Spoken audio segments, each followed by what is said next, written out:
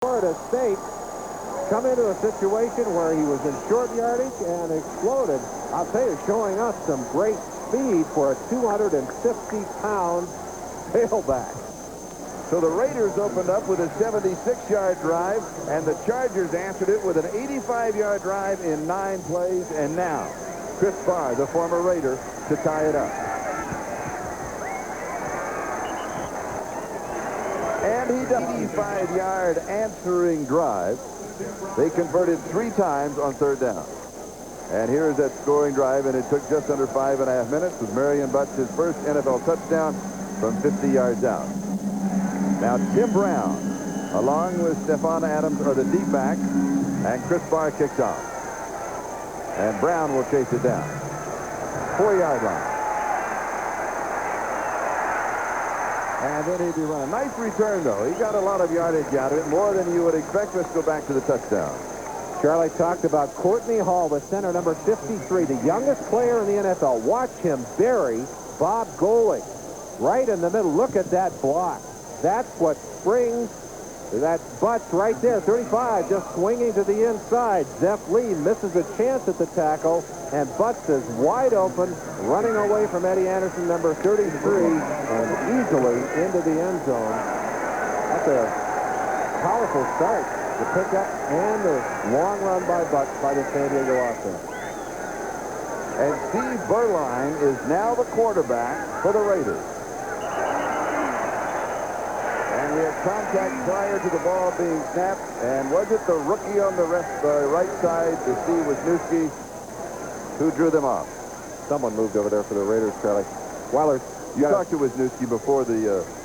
It's a funny story. Wisniewski, I went down to the locker room with Wisniewski. I said, how's it going? He said, got a little problem here. He said, they misspelled my name on my locker. He said, 5 yards, still first down. They charge it against the defense. Little bit of movement over there, I thought. Let's see. No, Wisniewski moves with the defensive man, Mike Charles. Yeah, Mike Charles. But Wisniewski said they spelled my name wrong on my locker, but at least they got it right on my jersey. And I said, is this the first time it's happened? He said, no. He said, they spelled it wrong on the contract. He said, it took us a long time to sign the contract because they had my name spelled wrong on the contract. The contract is more important than the locker. The contract's more important by far than the locker. Allen and Steve Smith. Marcus Allen and Steve Smith, the running back. Berline comes out throwing. And it's incomplete. He goes to Tim Brown. It's going to be 2nd down and 5 at the 33. That's now a final as those viewers have joined us. Chicago by a field goal over Cincinnati. San Francisco now a final over Indianapolis by 6. And New Orleans shutting out Dallas by a score of 28-0. The Rams win. Tampa Bay in a close one, and Phoenix by 3. Those are all now finals in the early ball games. And in the first quarter, Houston has 7, Philadelphia 7, and New England 7. No score, Cleveland, Pittsburgh. Denver, look at that. 17-0 in front of Kansas City. Buffalo, Miami scored. Here we're tied at 7-7 on the draw. Here's Marcus Allen to the 45-yard line. A gain of 12 in the first down. Marcus, as you look at the block, Marcus held out. He came in camp just about 10 days ago. Did not play any in preseason. Watch the hole open up. Marcus obviously didn't need a lot of time to get ready to play, but with that kind of hole, Charlie, I think I could have picked up a first down. But Marcus, I think, will have fewer problems physically in this game than he will in the next game because he's not in football or hitting condition yet. And he gets the call again. Well, he's going to become the hittee, but the problem is, it's the recovery of condition. It is recovery. The body will need to condition to the hitting, and you see Marcus will come out. They hope to get about 20, 25 plays out of him today. You'll see him rested on numerous occasions. Later in the season, of course, he'll take the whole load, and he is a workhorse back and a very unselfish player. He needs only 18 yards to become the first Raider to pick up 7,000 yards rushing. He may be close to that right now. He already is. 2nd down and 3. As Vance Mueller had replaced him, he and Steve Smith are the running backs, yeah? Charlie, it's an interesting scenario. I talked to Steve Berline about the preseason, and in the first 3 preseason games, he really outplayed Jay Schrader. I mean, there was no question about it. Finally, Schrader had a good game against Chicago. I said, Steve, did you get discouraged? He said, I couldn't do that. I knew that they had to make a commitment to Jay in this preseason. He said, I just played within myself, and I wanted to be ready because you never know what's going to happen. And his words seem to be prophetic here. We don't know about Schrader's shoulder. He is back on the sideline. We'll find out in the next series. And it is a first down. Ball game tied at 7-7. Second opportunity for the Raiders. Here's pressure and attack. And Lee Williams gets the first sack.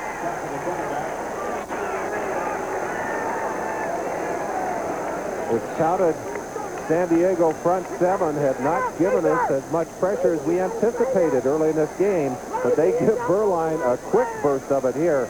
Lee Williams, one of the elite pass rushers in the NFL, and he is a guy that can really give you fits. He is not alone in that line. They now have enough people in there that can rush the passer that there are offensive coordinators shaking their head around the league. Loss of 11, second down and 21. And Beuerlein to throw. Screen right up the middle. And it is complete to Steve Smith on the middle screen, and he is back into San Diego territory near the 45. So it's going to be third down and still 10, maybe 11 to go for the first down. The way you run that good middle screen is you let the defensive linemen through. You make them think that they've made a great move, and then as soon as they're clear, and as soon as that ball is thrown, you see it here, the defensive linemen have gone by. Now Smith just pops up, takes that ball, and heads forward. But you have to be a good actor to sell that screen play. It is third and 11, Beuerlein in the shotgun. Mueller and Smith are the backs with him. Ball knocked away. Good play. Outstanding defensive play. Leslie O'Neal. Yes. From the backside. What a brilliant play. And O'Neal, we mentioned, is being used as a linebacker. He'll move all over, much like Mecklenburg was used by Denver. Right-hand side, number 91. Watch him. Flying by Rory Graves.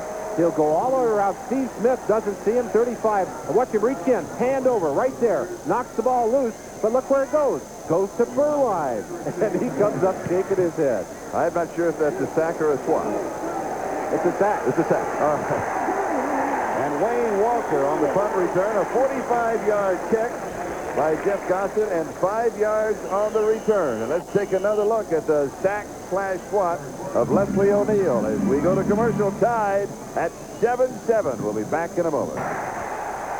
As we come back, a play-action fake by Jim McMahon, and he hits Tim Spencer for 23 yards.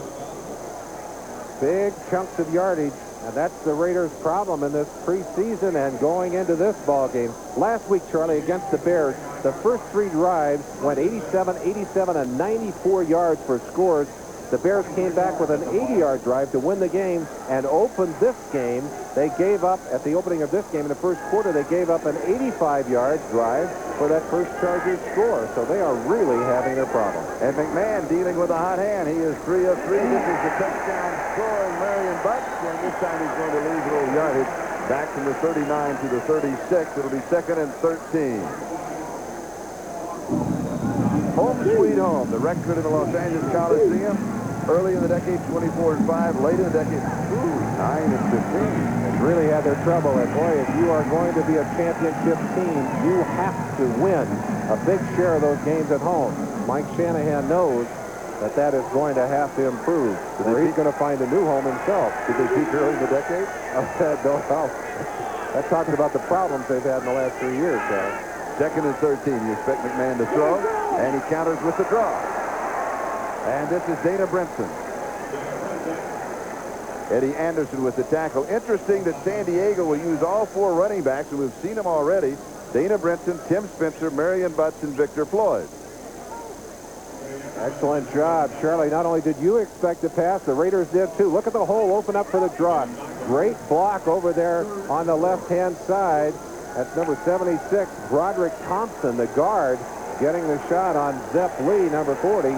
And a good cut by Brinson, who is very, very quick. He picks up 9, 3rd and 4.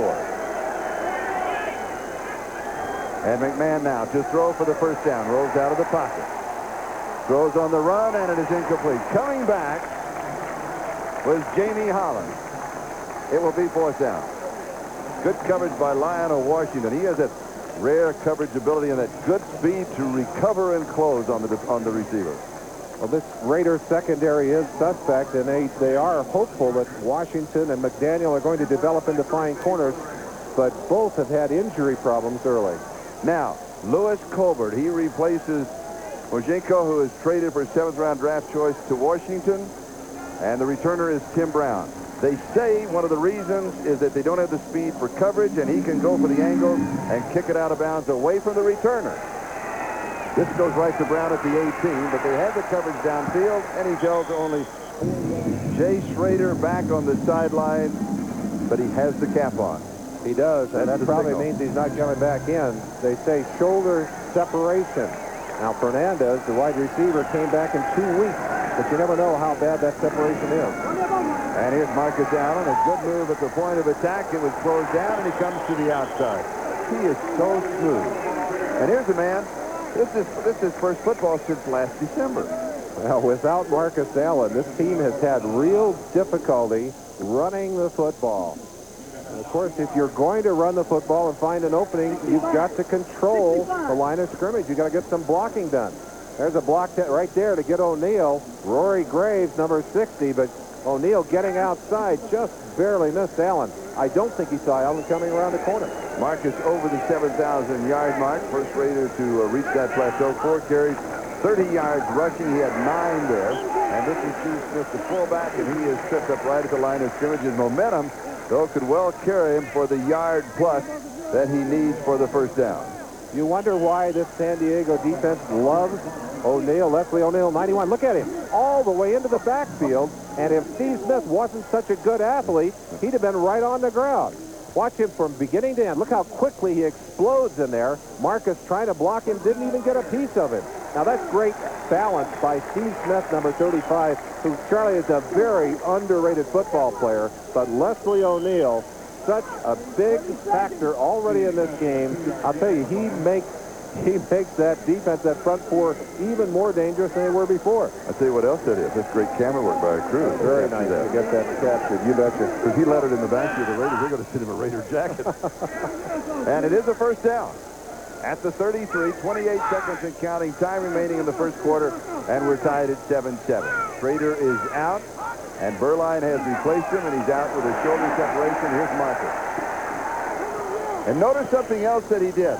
With the football, he started putting the left side when he was going to go, and then he almost gave away his move that he was going to come back in when he put the ball back into the right hand, because you always want that ball away from where the pressure is coming. And this time it was Sam Seal leading the defense. Well, last year, with that broken navicular on the left hand, Marcus could not switch the ball. He can do that now. Last year, had to carry all the time in the statistics in the first quarter of this tie ball game. Some explosive yardage already. These two offenses have managed to pop down the field, both of them getting a long drive to open this ball game.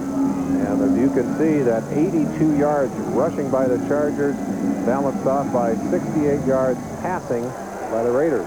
And the total yard is very close, as is the ball game. Raiders ball, 2nd down and 6 at their own 37-yard line. Play action by Berline has pressure from the backside, and he completes the pass to Vance Mueller. And that pressure was coming from Leslie O'Neal. Bayless makes the tackle downfield. O'Neal's having a field day. O'Neal, his adrenaline pumping. He's so happy to be in this ball game. I tell you, he's just thrilled to have a chance to play. And as we mentioned, he's going to be coming from a lot of different places. So it's going to be difficult to keep an eye on him if you're a Raider defender assigned to keep him away from your quarterback. And a quick check of the other score. We'll come back to that right after this play. Kind of this is a tease for the ticker, you might say. A gain of 10 to the 47 and a first down. And Steve Smith picks up about 4 on the play. And now we'll go back to the ticker and update you on the late games. Those are the games that are going along with ours. Cleveland in front of Pittsburgh 10-0. Kansas City got on the score. Denver led 17-0 in that ball game. Buffalo, it's close to where Miami, everybody thought Buffalo would waltz away. With that one, Houston and Minnesota a toss-up, and that's tied. Seattle come back to tie Philadelphia, and New England leading the Jets by 2 touchdowns. Here the score, the Chargers 7 and the Raiders 7. Just over 13 and a half to go in the first half, and it's 2nd down and 5. And here's Marcus Allen. A good move inside, jumps to the outside, a little head fake outside, and he comes back inside. A mini highlight film. Jim Collins and Sam Steele with the tackle. I'll tell you, Charlie, he'll announce to you very quickly that he can't do anything without great help up front. And Don Mosbar is big center, number 72 in the middle. One of the most important reasons that there is stability right in the middle of your screen. Number 72, I'll tell you, he is just a bulwark in there. Has played every position along that line, has started in every position except one, and that one position is left guard. Working on Joe Phillips there, who's a bull of a defensive tackle. Also a man who held out, and this is his first action. And he brings him down. Now, for an update, let's go to Bob Costas in New York City. Bob? Stand by. All right, Charlie, just a few days after homering for the Yankees in Seattle, Deion Sanders doffs the pinstripes, dons the football pads. Here's his debut for the Falcons, breaking tackles against the Rams, an electrifying 68-yard punt return. Despite that fact, the Falcons lost. Meanwhile, Barry Sanders, 70 yards and a TD in his Lion debut. So no word yet on whether Satch Sanders plans to come back with the Celtics.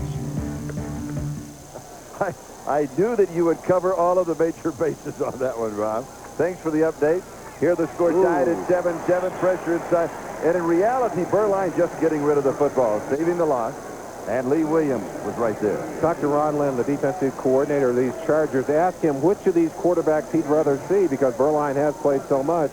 He said, it depends on the situation. He said, if they have to get big chunks of yardage, we would rather have Schrader out of there. But he said Berline runs the offense so smoothly, does not make mistakes, and takes whatever is there. He's a very consistent quarterback. He said, really, in terms of saying we'd rather have one or the other, it's kind of a toss-up. So they have respect for both of these Raider quarterbacks. And now the Raiders go with 3 wide receivers on 3rd down. And that's Tim Brown in motion. Berline comes back underneath the coverage. And he comes to the fullback, Steve Smith, and he is stopped short of the first down. No, it's right on the first down mark. No, they do have it. He does have it. He picks it up by a yard. Leonard Coleman with the tackle. Without Schrader's great performance against Chicago, there would have been a quarterback controversy here in Los Angeles because Berline has been throwing that kind of pass so well in the preseason.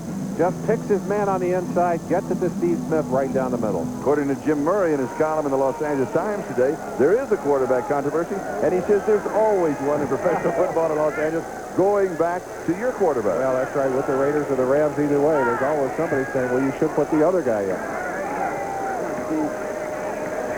Steve Smith. He'll have 3 yards to the 20, and it's going to be 2nd down and 7. We've only had a couple of flags in the ball game. Not many for an opening game. One on the opening kickoff, or kind of a miscue on the opening kickoff, an inadvertent whistle, and we had to re-kick. Not the player's fault. Mike Shanahan. Oh, I like that statement. Not the player's fault. Not the player. It wasn't the player's fault. It wasn't. Shanahan trying to get the play called in there. He calls the offensive plays. He enjoys doing that. He does, and I know he wants to do that, but I've got to believe it kind of drains off some of his effort that might be used better as the overall conductor of this Raider team. Steve Smith, the ball comes loose, but after the play has been blown Did dead. he go down from contact because he was out there by himself? I think yes. He's down from contact, and therefore it's not a fumble. There's Dan Henning, the head coach of the San Diego Chargers. This now the 12th play of this drive. I thought you were going to say the 12th coach of the San Diego Chargers. No, see, I faked you both out. They faked you out, and our producer Larry Cirillo, just so he thought the same thing. Yeah, there's been a lot of changes down in San Diego, but Dan Henning, a man who seems to have things moving his direction. Yes, he does. He has done an excellent job. And now we'll have a timeout. We'll stop the clock. 10:03 left to go. First half, we're tied at 7. Merlin Olsen, when you look at great defenses, there's always been a rule of 3. Charlie, absolutely. If you've got one great pass rusher, most teams, in fact, any team, can take him away from you. If you've got 2 great pass rushers, you're going to have some impact. They're going to break loose every now and again. But now, you get that third. big pass rusher. You can't double team all three of those people, and you've got a real problem. Now, San Diego has a rule of three underway, you might say. They certainly do. And we've seen O'Neal. We've seen a lot of him. We've seen Williams with a sack. The one guy that they are happy about, he has not shown himself yet, the rookie, Bert Grossman. We'll keep an eye on him. If he shows pretty quick, then they've got the 3. 3rd down and 2. The ball at the 20-yard line. A drive that started back at the Raiders' 22. Beuerlein throws underneath the coverage against Tim Brown, and he is out of bounds at the 12-yard line. A gain of 8 and the 1st down. So Beuerlein continues to pick away at this Charger defense. Pick is an excellent word, too. He's just taking what's there, Charlie. And this defense, or this offense, under Mike Shanahan, is designed to just pick it up. If you don't get a man on him quick enough, and that's Gil Byrd, who's the best of those secondary people for San Diego, trying to get the coverage, but Beuerlein could see he wasn't close enough to stop the pass, and he got it in there. 1st down. Fernandez comes across in motion. Draw. Nice call. And Marcus inside the 5. No, they mark it right at the 5-yard line. Gain of 7. And it's going to be 2nd and 3 at the 5, and George Hinkle finally tripped him up. I'll tell you, Marcus is making his market. Before he came back, Charlie, they couldn't run the football. 78% of the yardage that they picked up in the preseason was via the passing game. With Marcus back on the field, the running attack is alive and well. And 8 carries and 52 yards, and we're not to halftime yet. No, we've got 9:21 still to go in the 2nd quarter. 2nd down and 3, trying to break the tie. Here's Marcus. And he just kind of leans for a yard to the 4. I got to tell you, though, Marcus is not yet, and by his own admission, in football condition, in hitting condition. He's a man that keeps himself in excellent fitness and excellent condition. But getting hit, and taking those blows and recovering from them, it's a little different package, and you can see a little fatigue creeping into the eyes of Marcus Allen. There you see him coming off the field. Well, next week he's going to be even sore, more sore than that. It'll be a long week. It'll be a couple of weeks. It'll be a couple of weeks, and his body will condition them to the kind of battering that you take in every ball game. 3rd and 2. Has a man in the end zone and hits him. Fernandez.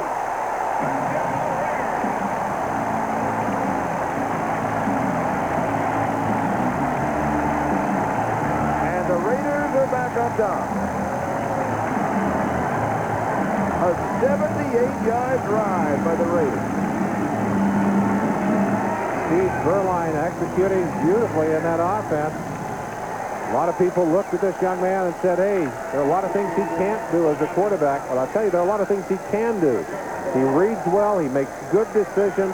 He gets the ball out of there well. I'll tell you, he has hurt the San Diego defense so far today. Got it to hold. Jaeger has the point after. So the score, the Los Angeles Raiders 14, the San Diego Chargers 7. We'll be back with a kickoff. Fernandez with the touchdown. Beuerlein, who replaced the Raiders, completed 5 of 7 for 41. And Jamie Holland will run it out of the end zone. And that is not the right decision. And he is stopped at the 11 by Tim Ware. Let's go back to the touchdown. Charlie, I think San Diego's defense was too concerned with number 81, Tim Brown. They ignored number 86, Mervin Fernandez, coming from the right-hand side of your screen. He's going to sneak in there. Look at this right here. Over the head of Billy Ray Smith, no one around Mervin Fernandez.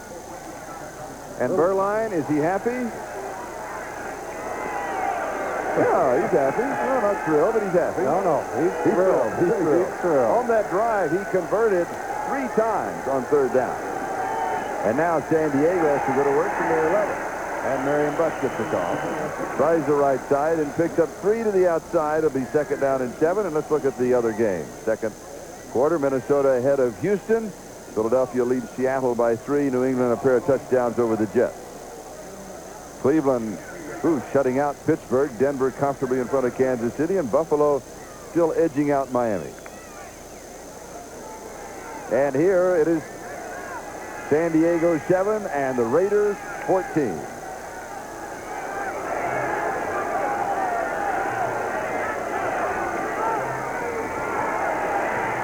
Tim Spencer. Chargers sure miss Gary Anderson, their most explosive back. And if they were able to get him back into the fold, he could make a big difference to them. They just don't have that explosive speed back there and the number of people that they do need. Number 93, Greg Townsend. We talked about how the Chargers are using Leslie O'Neal. Townsend has been moved from a down lineman, defensive end position, to a linebacker position, used more like the San Francisco 49ers used Charles Haley.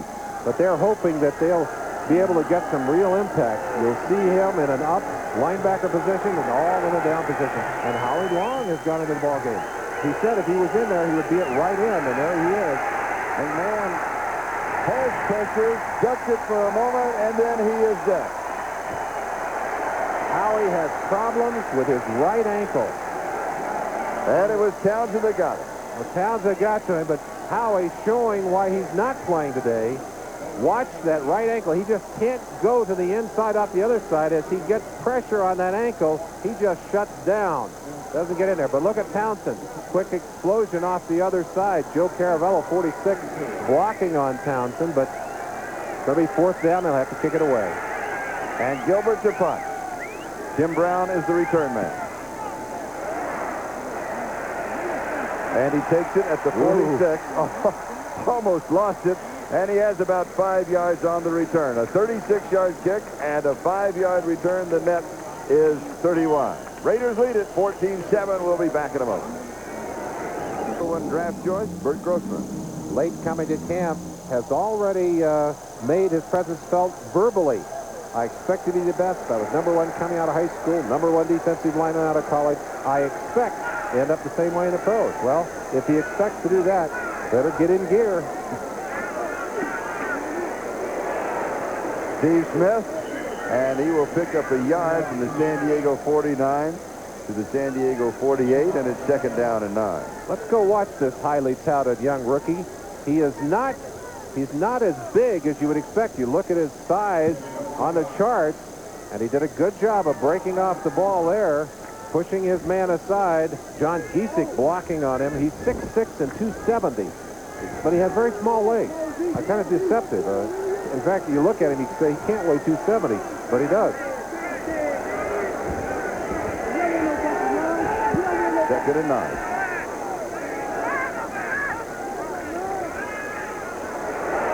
Berline slipped out of the pocket, slipped the would-be sack, and now he's going to throw it away. Timmy Brown could not get open, and so he had to throw it away. And by the way, we will be selecting at the end of the ball game the Budweiser Most Valuable Player. Initial pressure on that play, by the way, Bert Grossman. The young rookie did get in there. He had 2 people blocking on him, still forced Berline out of the pocket. Watch him, and he gets excellent penetration on this play. Number 92, middle of your screen, drives by. They'll have a second man there to pick him up.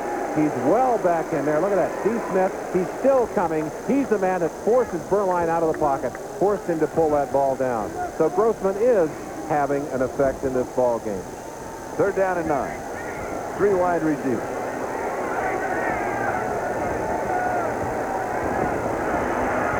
Deep over the middle, and the pass is completed at the 29-yard line to Willie Gault. Sam Steele with a tackle, a pickup of 19, and that's twice in the ball game that Willie Gault has made long key receptions. 2 for 72 for Willie Gault. Not bad for Willie. Last year was really a busted year for him. Never came back from a groin injury, but he's made his presence felt today. And that's Sam Steele, who was with the Raiders as a defensive back, cut, went to San Diego, and the Chargers like him, but he's a miss or make kind of guy. He makes a big play, and then he'll miss you on the next one. First down at the 29. I'll tell you somebody else has made the presence felt, and that's Berline at quarterback.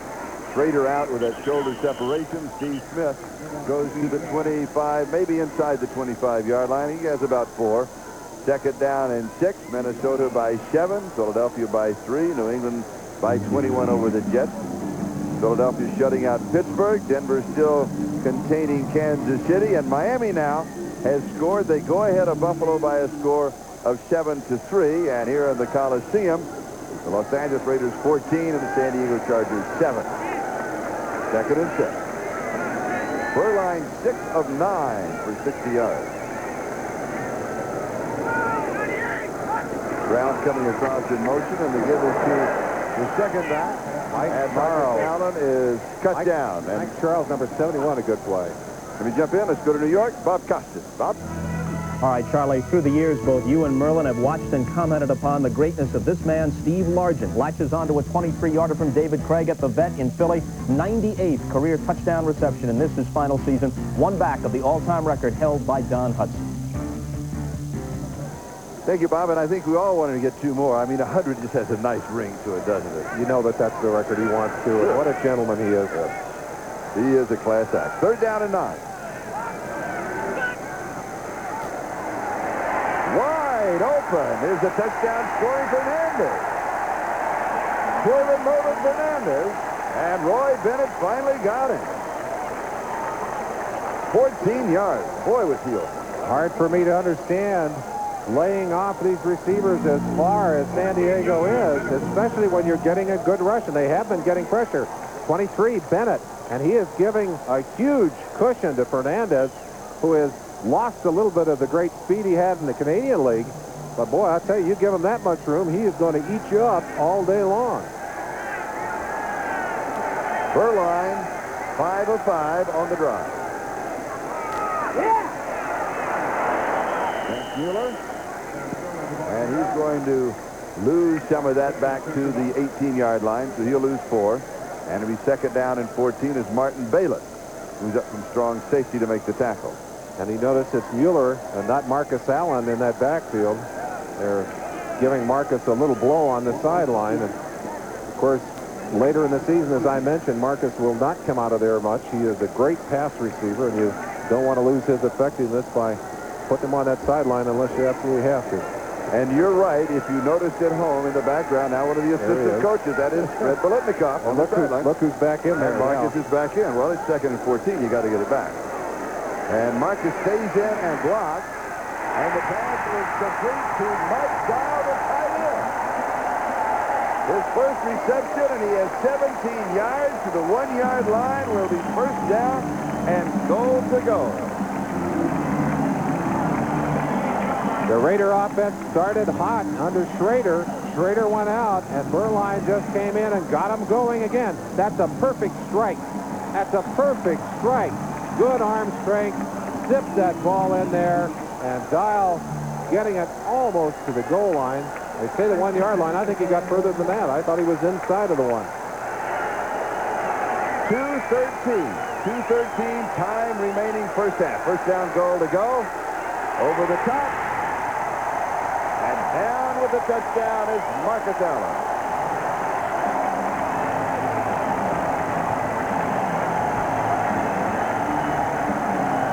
Charlie, if there is a surprise in the early part of this game, it would be the fact that the San Diego defense that had played so well in preseason just has not been able to contain this Raider offense. A Raider offense that had not been able to run the ball has done so with Marcus Allen today, and Berline and Schrader have shredded the San Diego secondary. As has Marcus Allen. Jaeger to attempt the point after. Gossett to hold. And he's got it. It's Los Angeles 21, San Diego 7, 2:10 left to go, 1st half. 4 minutes. Now, the Raiders have had the ball in the 2nd quarter, 10 minutes and 40 seconds, and we still have 2:10 to go. Holland and Floyd are the deep backs on the return. Very short kick, Charlie. Jamie takes it at the 14. But great coverage by the Raiders special team. And it was Tim Ware again who was down, and he is a return man. And on the kickoff tee. Flying down, using that good speed. The Raiders, they really need to get off to a strong start. They certainly do. You look at the next 3 ball games, all within the division. And this young team, and I say young because they've turned over so many people, in talking to them, spending some time in their training camp, in their locker room, a very fragile confidence, Charlie. If they can get off and win a couple of games early, that's going to make all the difference for them during this season.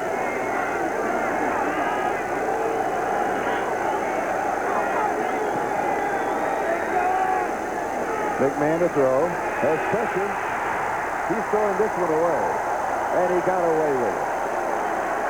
Mike Wise, number 90, the man who just broke free. No one even touched him. Someone made a mistake in that offensive line. And the blocking there. Joel Patton, number 78, expected. If they had the strong point, that was probably it. The San Diego defense, by far their strongest point. Thought that might kind of even itself out, but it certainly hasn't. Hasn't done it. I think That's the most surprise. It has been a surprise. I think the most disappointed man in the house is probably Ron Lynn, the defensive coordinator for San Diego, because his defense just really has not played that well. And we better counter that by saying that the Raider offense has played much better football than we expected them to play today, in particular the two quarterbacks. Schrader came out with a hot start, hit the ball deep, and then afterwards, when Berline went in there, he has just picked it up. Now, one thing that happens, Charlie, to a defense, when a second-team quarterback waltzes onto the field, a lot of times there's a natural letdown. You say, oh, this is the second-team guy. We don't have to worry about him. Well, not true with Berline. Now it's up to McMahon to get his troops back into this ball game and exploit that Raiders defense. For the Raiders, it's like 1 and 1A. And the handoff is given inside to Brinson. And he heads for the sideline, does not get there, but does pick up some healthy yardage. We're going to mark it at the 28-yard line, so it's a gain of 8, and it's 3rd down and 2. And the clock is counting, as you can see, 1:38 on its way down to the end of the first half. 6 in the secondary for the Raiders, as they now expect McMahon to throw. As quickly as McMahon has grasped this San Diego offense, and the coaches say he has just done a masterful job of that, he can't be comfortable yet in the 2-minute drill. And that's going to hurt them here. They've got 1:38 and a long ways to go. Ordinarily, you'd see them rushing plays in and out. They're not doing it here. He is taking a lot of time to be inside the 2 minutes and trailing in the first half, and he completes the pass as he comes to the near side to Dana Brinson. Brinson, the player who beat out Lionel James, does the same kind of thing. Third down player, can run and can throw good hands and can make a strong move. And he's young. Yes. And he will improve. But they took almost 30 seconds to get that play off. I mean, that's not the kind of thing that McMahon will ordinarily do in a situation where he is fighting the clock.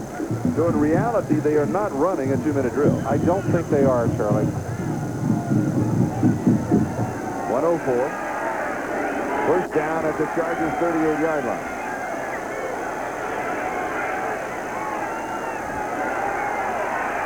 Gets away from pressure. A nice matador move coming inside. A head fake. He still doesn't slide. He kind of crumbles, but he still doesn't have that slide, which is automatic protection for the quarterback. He turns to Jim Tunney, calls for the timeout. We'll stop the clock, and we'll be back in a moment.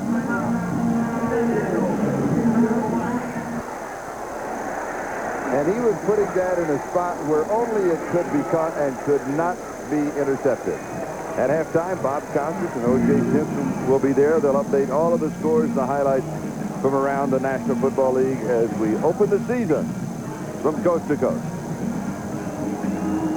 46 seconds. Charlie, we mentioned the problems of this Raider defense, and I think it's fair to mention again that they are without the services or the full-time services of Howie Long and Scott Davis, their two best pass rushers aside from Townsend.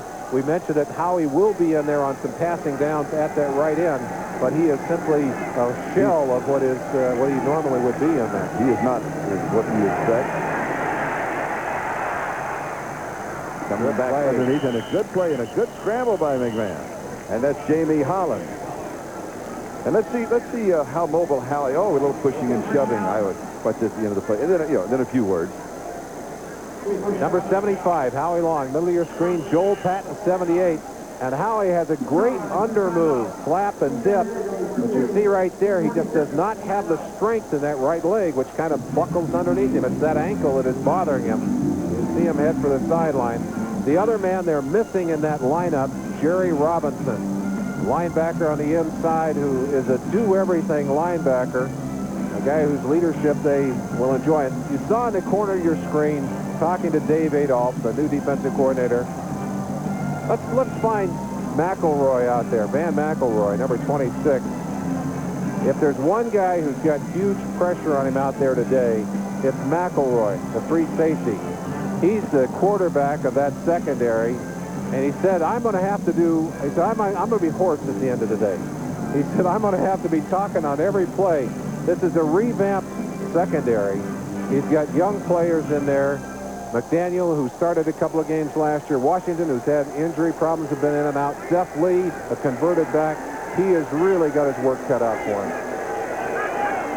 And right now, McMahon has his work cut out for him, and he goes deep into coverage and a good defensive play.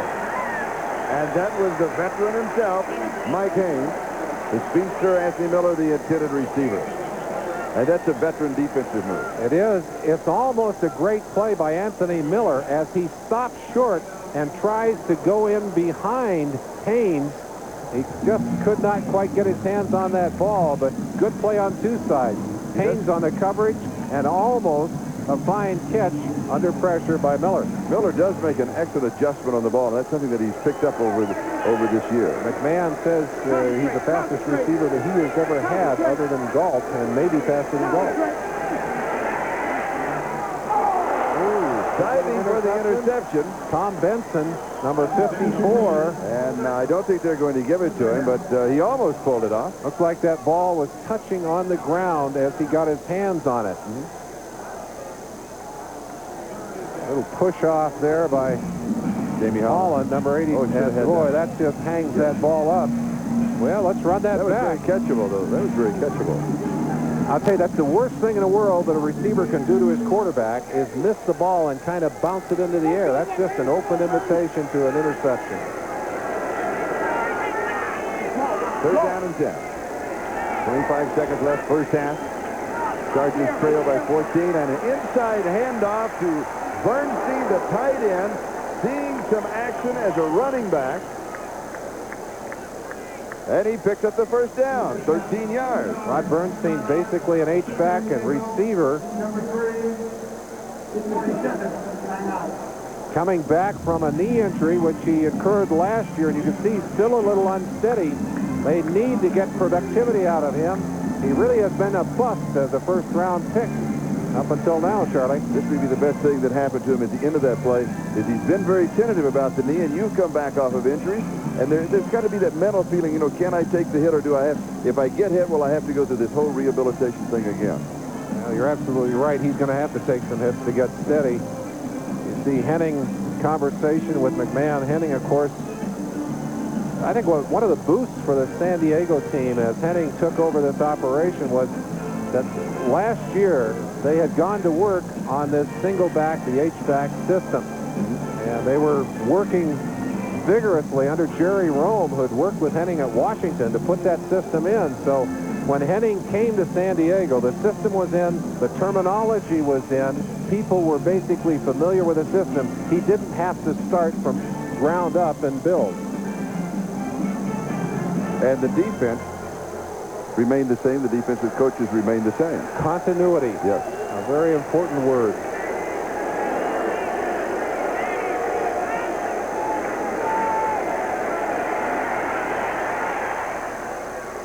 Incomplete. Quinn Early, the intended receiver. And it'll be second down and 10 at the Raiders' 38-yard line with 11 seconds left to go. And we're out, I believe, we're out of field goal range. And you got to take 2 shots at the end zone. All right, McMahon. That's career. Fine touchdown to interception ratio throughout his career. Lots of yards, more than 11,000.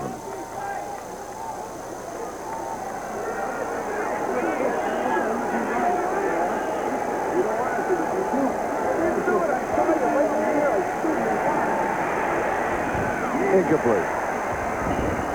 Miller, the intended. Yeah, but why is he not going to the end zone? Charlie, I can't answer that one. Obviously, you know, he is the kind of quarterback that basically, it doesn't matter where you are in the scale of things. If you're the number 5 guy on that receiver pattern, in other words, the 5th option, you may get the ball. Now, that means McMahon is looking over that field, and basically his philosophy is I'll get the ball to whichever of those receivers is open. I think his thought was he could get it to the fastest of his receivers, and with everybody stretched out downfield, he could make a big gain out of it. Let him take it to the end. Let him take it to the end zone. But I think Henning was asking the same question on the side. He didn't look too happy on the far sideline. I'm feeling our viewers are asking the same thing, too. All right, now with 6 seconds.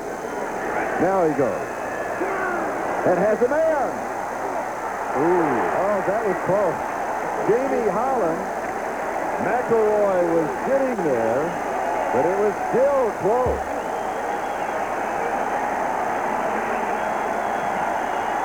Dan McElroy, the free safety, is waiting in the end zone. You don't think this man is covered, but look, Dan McElroy, 26, is waiting down there, right there, and he goes up, but he is only able to strip that arm away. Holland had that ball just briefly, and McMahon is saying, oh, so very close. Probably saying I should have tried it earlier, like Charlie suggested. Do you think so? Very early that they're without Howie Long on a consistent basis. They're without Scott Davis, their strong, young pass rusher, without Jerry Robinson. Well, they have still done an excellent job here today. Now, in the second half, can McMahon have the McMagic? And he starts it off very conservatively. This is the rookie, Marion Butt. And you weren't stuttering, were you? No, I wasn't. I almost did. Now, the statistics of the first half. Raiders 2-1 in first downs. Chargers way up 2-1. Little, not 30, 40 yards in rushing. Passing 3-1 Raiders. Time of possession leaning to the Raiders side. Those statistics tell us, too, how valuable Marcus Allen is to this Raider offense. And those rushing yards, very, very important to what has been accomplished here today. And most of those yards belong to Marcus Allen. 2nd and 6. Cavello showing motion. Here is the reverse. Quinn Early. And he is around the corner. Spins out of the grass. Good move. Maybe the play that gets the offense going. And he's complaining, I think, of a face mask grab. 19 yards. First down. McMahon handing it back off on a little reverse play and almost caught by Pickell, number 71. Another missed tackle. Finally, 3 Raiders take him out of bounds. Jackie Shipp in this. Jackie Shipp is number 58. They picked him up in that free agency draft. First down, San Diego at their own 28-yard line.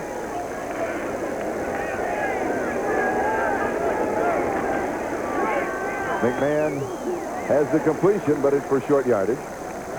He goes to Jamie Holland, and Terry McDaniel has 4.3 speed. And by the way, covered Anthony Miller in college at Tennessee, and so they worked against each other in practice a lot. And you ask him, how did he come out? Well, I talked to McDaniel first, and he said, yes, he said, I covered him in practice for 2 years. And I said, who's the fastest? He said, well, we kind of broke even. He won some, and I won some. And then when I had a chance to talk to Miller, I asked him the same question, and the answer was the same. Ordinarily, I would expect both of them to take a little more credit than that. But Anthony Miller, had a bigger grin on the answer, though. McMahon goes deep, and it's incomplete. Quinn Early, the intended receiver, and Terry McDaniel had the coverage. It'll be 3rd down and 6 back at the 32-yard line. The rookie Courtney Hall, who had some problems with Bob Golick, is now out of there, and Don Masick, the veteran, is in there. Let's watch him in action here in this ballgame. Number 62 has gone in to replace the young rookie who was having his hands full, and you see what he does right there. Little lockup. Those veterans know how to hold, know how to use those hands very effectively. That looked like a bulldogging technique he was using there, Charlie. We talked to Don yesterday. He's 35. He said they call me the old man. And McMahon comes back, goes deep again, and he is overthrowing the receivers, but what he is doing is putting him in a position where he cannot be intercepted, only if the speedsters can get to it. This time it was Lionel Washington, and Jim is not all that thrilled. McMahon is a fighter. Hard to tell whether he's angry at himself or angry at a receiver for being in the wrong place. Both will cause him to be angry. Now Lewis Colbert would kick, and Tim Brown, the return man. Not a good kick. Very, very short and low. 32-yard line. Bobbled just a bit. Brown makes a move back. He's got an opening. He's to the 50. Inside of the 40. Tim Brown.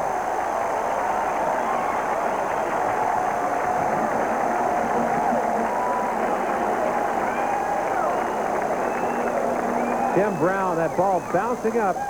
The thing that sets up this return is that little move off to his left and then cutting back. He got everybody going that direction and used his speed to break against the grain. 28 yards on the return for Tim Brown.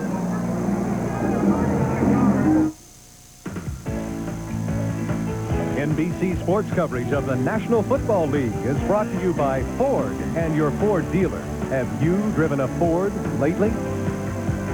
By Levi's 505 and 506 jeans. And by Armor All Protector, because we're crazy about cars, too.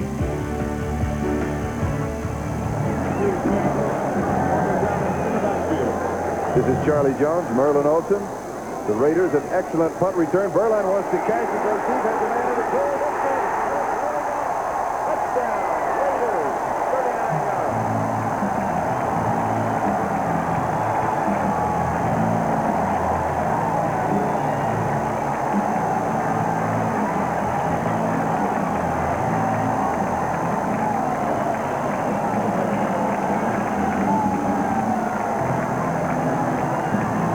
Been well-publicized differences between Mike Shanahan and Al Davis, a lot of them dealing with the way the ball is getting downfield.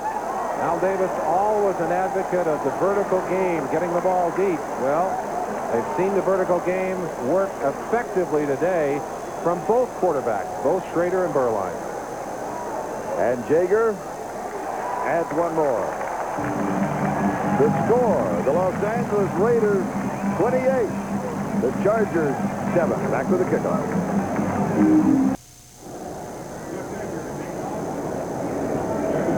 All right, we are back. The Raiders 28, the Chargers 7. Victor Floyd and Jamie Holland are set to return the kickoff of Jeff Jaeger.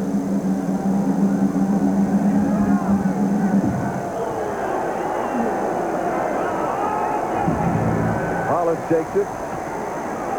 Jumps outside at the 20, the 25, and then crosses the 30-yard line out of bounds about the 33-yard line. Let's go back to the touchdown.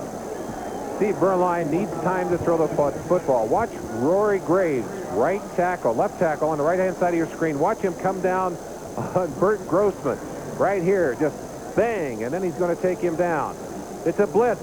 Bayless, 44, coming from the outside, and single coverage beaten by Galt on Sammy Seal, number 30, and Galt has his second big gainer of the day. And Al Davis almost smiled. I think just not quite, but Filed inside. I can guarantee you that. All right, the Chargers now from their own 33-yard line, trailing by 3 touchdowns. McMahon goes far side and deep, and it is incomplete. And the intended receiver is his speedster, Anthony Miller, and Lionel Washington had the coverage. Back to the 33. Second down and 10. Let's check the halftime scores. Minnesota well in front of Houston. Philadelphia in front of Seattle. Third quarter, New England in front of the Jets, 21-7. Cleveland still shutting out Pittsburgh. Denver and Kansas City getting just a little bit closer. And Miami in front of Buffalo by 7, which is an upset working. Here it is Los Angeles 28 and the Chargers 7. Now, a change at offensive center for San Diego. Masick is in there that you referred to in the last drive. I want to come back and ask you a question about that. And McMahon almost dropped the ball stepping away from center. And he is dropped at the 25-yard line. Bill Pickel got it. And Pickel playing out of position. Normally he's a nose tackle, and he's playing at left end, replacing Howie Long. Coming from the right-hand side of your screen, at an end position, he'll get in there a little bit late, forced out of the pocket. McMahon is not quite the scrambler that he used to be. He'll certainly say, gee, I hate to see myself stripped out. There he is, middle of your screen, 71. He's beating Richards, number 65, the guard. interesting statistic. McMahon has completed only one of his last 11 passes. He's got to get that thing going. And he gets going. And he goes out of bounds.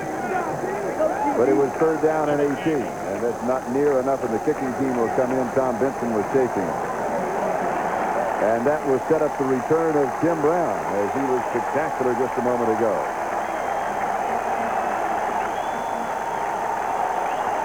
I'll ask you about the center the next time that the Chargers are on offense. Remind me in case I forget it, but I don't like to leave things dangling. This audience, this crowd here today, have been so critical of Raider performances in the preseason, enjoying themselves here this afternoon. They're getting into the ballgame. Lewis Colbert to kick and Tim Brown to return. Taken on the bounce at the 40. Just ducking underneath. Fumble. And the Chargers have it. 29-yard kick, 3 yards on the return, and that was Chris Gannon. Now Gannon, a rookie free agent, was acquired only to be the deep snapper, and then he was down and he makes the recovery. So a break for the Chargers. And a little bit of a mistake by Tim Brown, who decided he was going to go in and pick that one up on the hop. And that ball breaking loose out of his hand before he hit the ground. Gannon scooping it up from under the pile.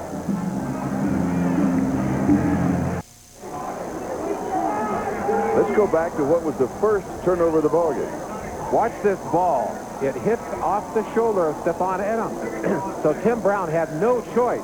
He had to field that ball. I think otherwise he would have let it bounce.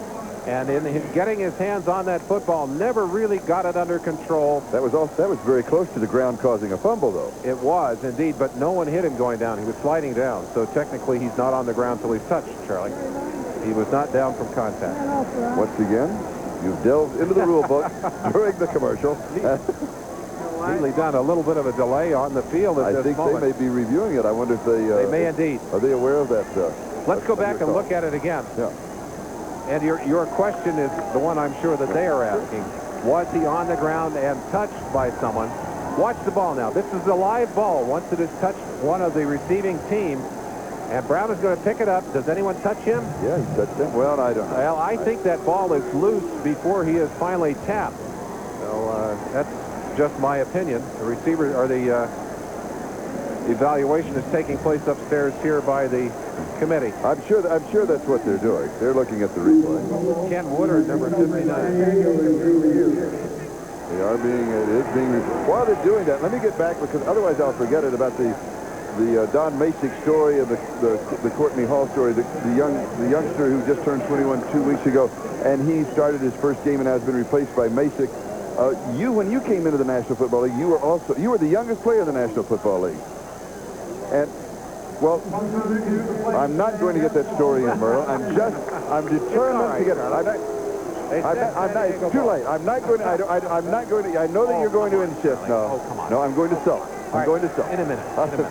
No, I'm not going to get it. They have decided that was indeed a about a moment ago. Yeah. Yes. Only one of his last 11, and he only has one pass over 10 yards all day, Charlie. Maybe more now. It's there. And that is Anthony Miller, and McMahon just laid it right over the shoulder of Lionel Washington, and it's good for 38 yards. And so the mistake by Stephon Adams.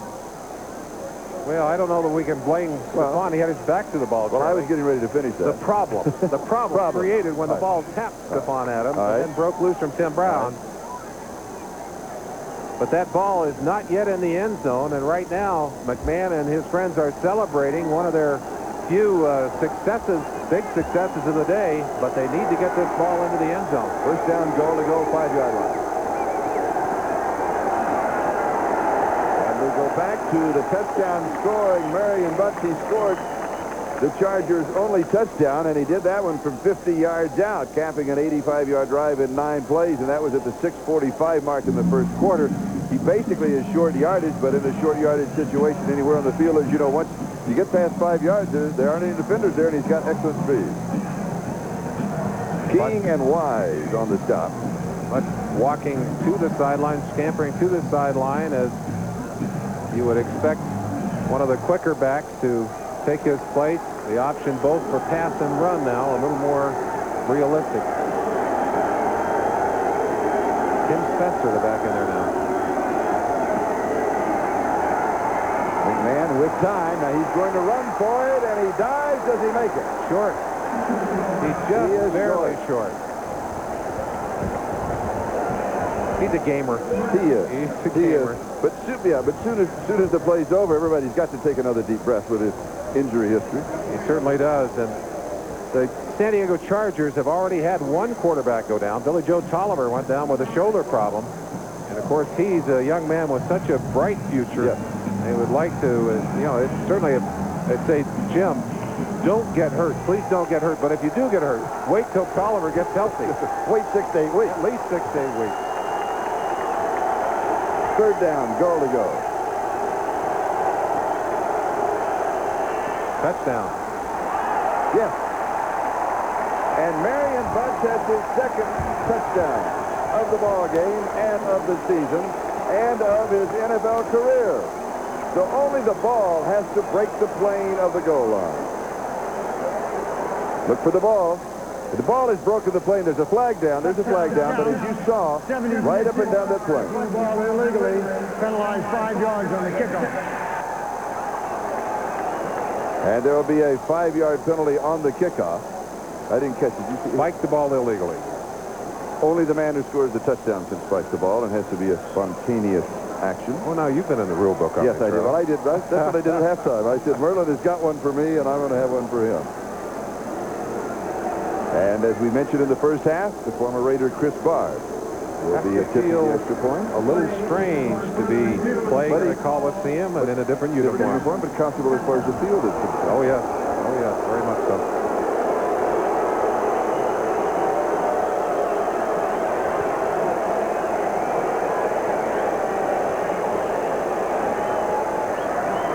Now we're set to go. 10:06 is the time remaining in the third quarter. And it is good. And the score, the Los Angeles Raiders 28, the San Diego Chargers 14. We'll be back with the kickoff in a moment. San Diego will be kicking off from their 30-yard line. That's a 5-yard penalty on Broderick Thompson, the offensive guard, for spiking the ball in the end zone. And Tim Brown is the return man for the Los Angeles Raiders. And the ball kind of wobbles and falls off the tee. Ball has a mind of its own. Yes, there's not that much wind. A little bit of a breeze. Very comfortable, sunny afternoon.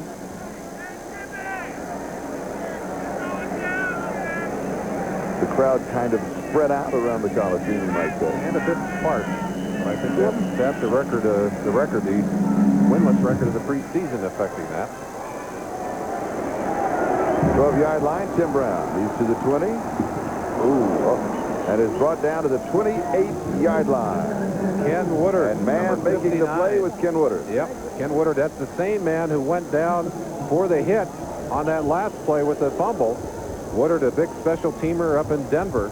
We're going to show you this play at regular speed. Usually we try and slow things down for you a little bit as we give you those replays. But maybe you can hear this whack. Tim Brown. Yeah. Boy, I'll tell you. And they're working on Tim Brown, too. Yes, and it does hurt.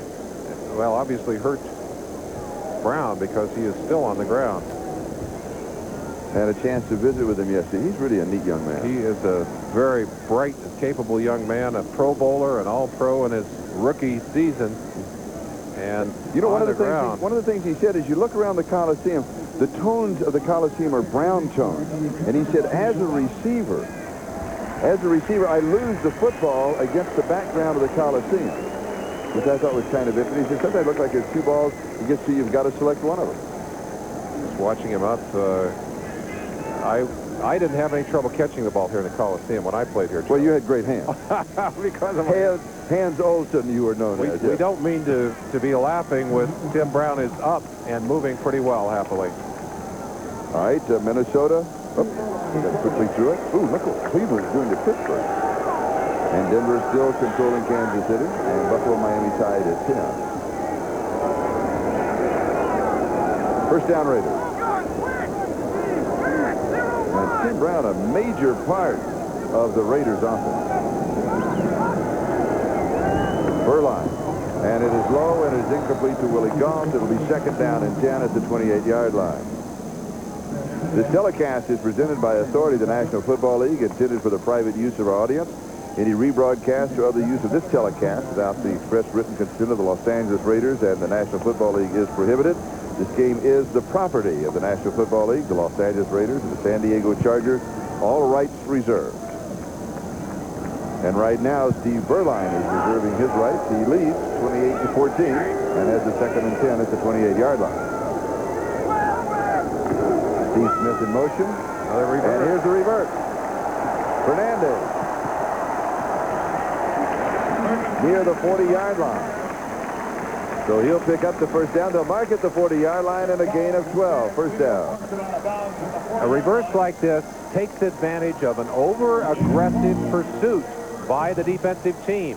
Watch them coming to their left, and of course they catch them all in mid-stride. There's no one out here to contain Fernandez until Seal finally runs him out of bounds, and that's after he's picked up the first down.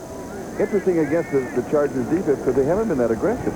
Well, I think right now they're trying to make the big play, Charlie. Yeah. And what you're trying to do is get a commitment from them and then take advantage of that. Now Beuerlein goes deep and has a man and he overthrows it. And it's Willie Gault again. And he was pretty well covered, but right at the end of the play, he picked up a couple of strides on Sam Seal. And the throw was to the outside rather than the inside. I asked Willie Gault how fast he is now. I said, Willie, what do you run the 40? And he said, well, we ran 10 in a row in the preseason, 10 in a row. He said, the first two I ran in 4.3, but if I had only had to run one, I think I could have done it faster.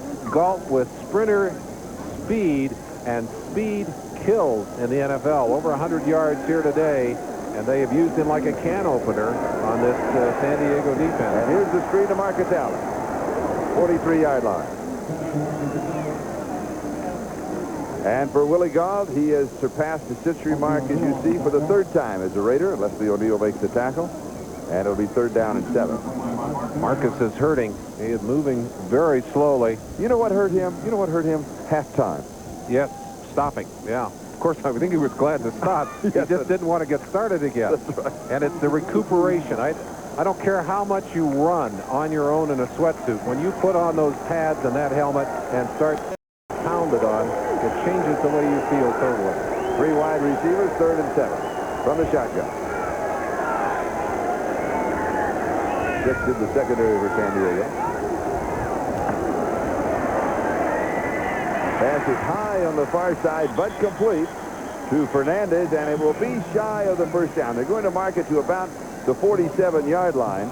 He needed 7 and he got 4. It'll be fourth down, and Gossett will come in. Roy Bennett makes the defensive play, and he's one of the nickelbacks that we talked about at the opening of the show, coming in on passing down. And here is the kick to Wayne Walker. A flag is down, and kind of a late fair catch signal, but 2 flags are thrown. Probably one of the inside Raiders released before the ball was kicked. 35 yards on the punt. Defense, too many men in the field. Goes against the Chargers. They were counting heads, and they had 2 minutes. They're only allowed 11. Well, you're behind. You're 14 points behind. You need an edge, Charlie. Are you kidding? If you're behind by 2 touchdowns, do you get an extra player on the special team? No, you don't. Is that a new rule that you found at halftime that I don't know about? No new rule. When you get in the rule book, I never knew. Now, it was fourth down and 4. And the penalty will give the Raiders a first down. They will retain possession of the football. Costly error. Yes. Joe Madden, special teams coach,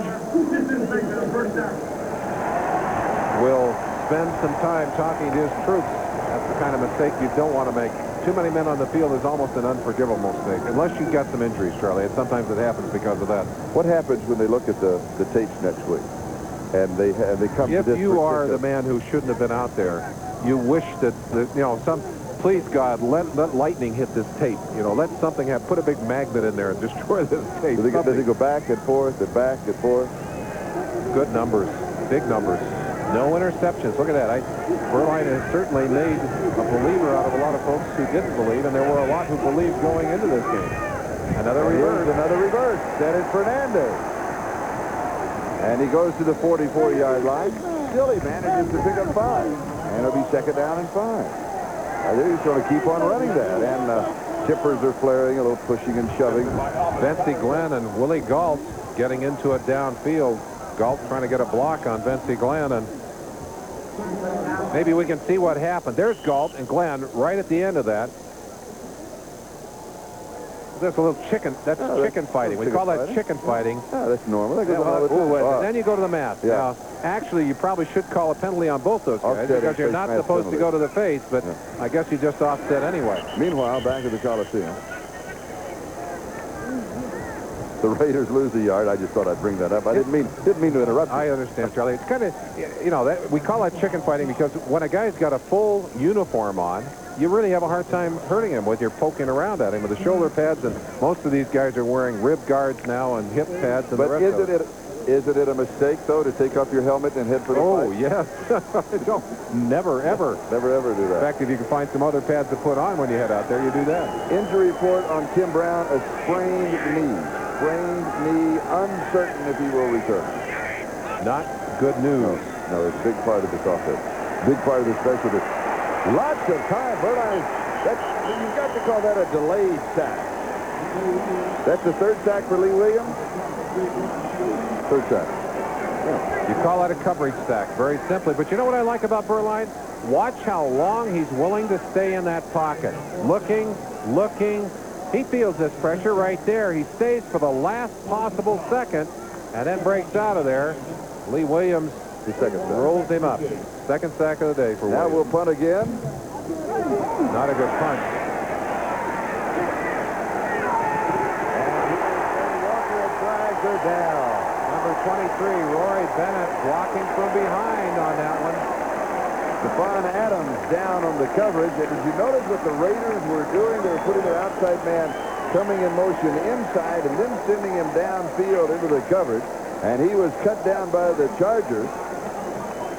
And then Stephon Adams down on the coverage and blocking the back against the Chargers. That's right. Yeah.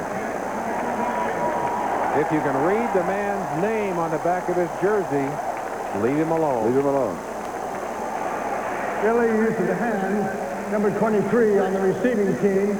It's half the distance of the goal line. It'll be first down. That's Roy Bennett. There it is, right in the middle of your screen. Number 23, Stephon Adams has the position. He just shoves him. Ridiculous.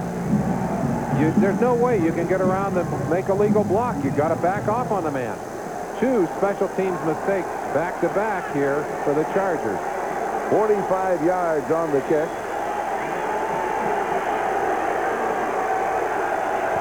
And David Archer is now the quarterback. Archer is now the quarterback. And will scan the far sidelines to see if McMahon is sitting down. There is Archer. McMahon 7 of 18 for 91 yards. And as you mentioned earlier, Merlin, Billy Joe Tolliver, who would have been the backup quarterback, out with a broken collarbone, did not make the trip. And so this is a change just to see, I think, if Archer could get something going. And Tolliver had a great preseason. Not on the trip because they didn't want him to get bumped or bruised on the sideline in case it was a pileup. He'll be back in 6 to 8 weeks with a tremendous addition to this ball club. And Archer misses. That is Dana Brinson, the intended receiver. Well, you might ask the question, why a second-team quarterback at this point in the ball game? Good question. McMahon really not doing that well. Had the one long pass, but he had a string of 10 incompletions.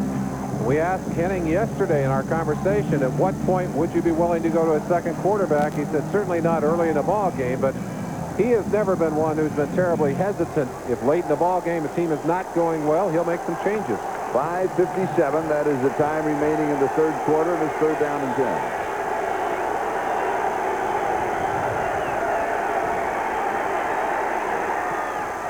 Incomplete. Brinson again, the intended receiver. It will be fourth down. Jeff Lee had the coverage. And Adams is the return man. Stephon Adams is the return man. He has replaced Tim Brown. Brown with that knee problem. And Louis Colbert will be kicking from as deep in his own end zone as he can get, because the line of scrimmage is a 3-yard line.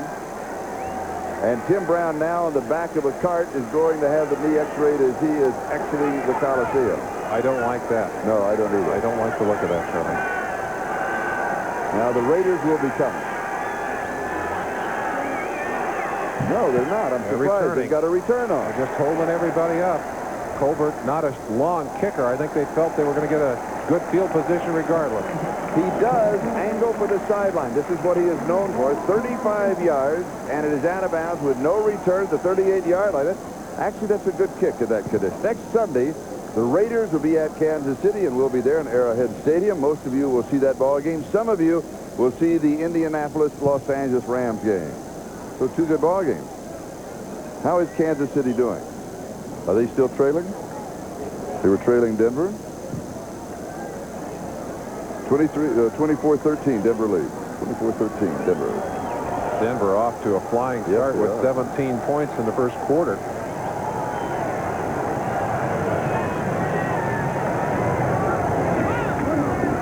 Marcus Allen.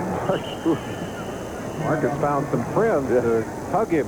And gave him a big hug on that play. And obviously what they're trying to do now, and it's something that Mike Shanahan wanted to do a great deal of, was hammer up the middle of this Charger defense.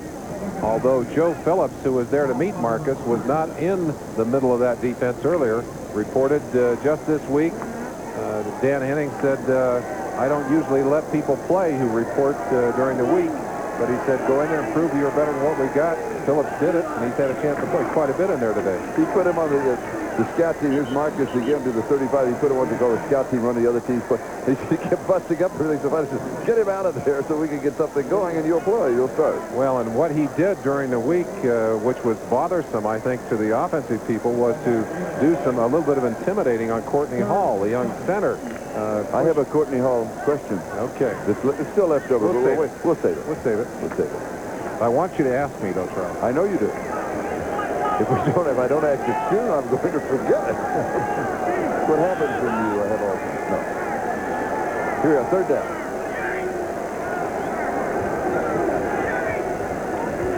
And Williams got jumping on the right side. Now, I think it was Wilkerson. Yes, came back too soon. Wilkerson, and they put Grossman over there at the end on that side. Number 68.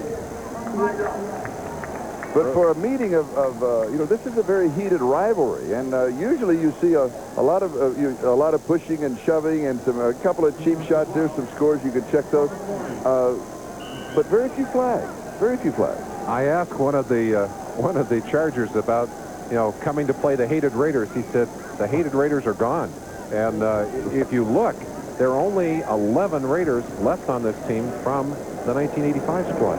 Only Howie Long left from the Oakland. Right. But that's a long time ago. I mean, just in that short period of time, in 3 years, the turnover has been that great. 11 left from 85. Want to see the hated Raiders? You got to look back and get the right footage. Here's the pass, and it is complete. Willie Gault. Boy, what an afternoon he is having. 20-yard line. 21 yards. One of the big football publications came out this last week with its overrated team. And one of the members of the most overrated team was this man, Willie Gault. Not today. Willie has given them a little answer here today. Gault 4 for 133 and a touchdown. Quarterbacks pay their dues. Well, no. We have that one-step rule in now. Come with me. Steve Smith to the 16-yard line. Flag down.